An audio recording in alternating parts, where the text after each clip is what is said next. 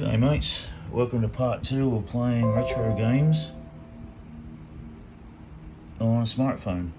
Now in part 1 I told you after downloading retro game emulators you just unzip the folder, copy and paste it into cloud drive, and make folder, yeah, blah blah blah. Now after doing that you have to go into your smartphone, go into an app called Files. In that you should see iCloud Drive. You go into that, go into the right folder, select the game. Let's say for example, I just use Mega Drive games as an example. Yeah, go into Files on your smartphone, go into iCloud Drive, go into the Game ROMs folder that you've created if you're doing the exact same way as this. Go into the Mega Drive games folder, choose which games you want to be able to play on your smartphone, highlight it, choose copy, then choose back a couple of times.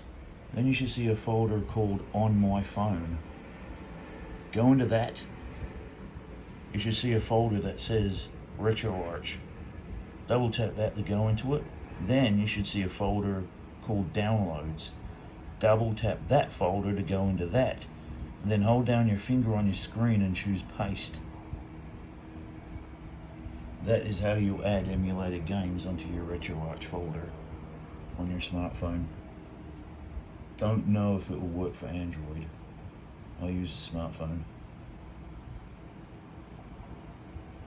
Then you open RetroArch on your phone, go into Load Content, I think it is. Then you should see the folder that says Downloads. That's it. Open that Downloads folder, choose the game you want to play, and then after doing that, RetroArch should automatically show you a list of all the cores that will be able to play that game, emulated game file.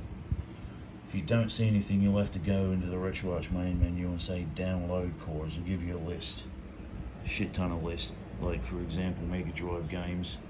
It'll be under S for Sega, Sega Mega Drive, Sega MD/MS, which is most likely Master System. Download all that you can, and then try again. You should, after going into the Downloads folder, tapping on the game that you want to play, and the next screen will be a list. It should be a list of all the cores that can launch and play that emulated game folder. Just tap on that and it should launch automatically. Okay.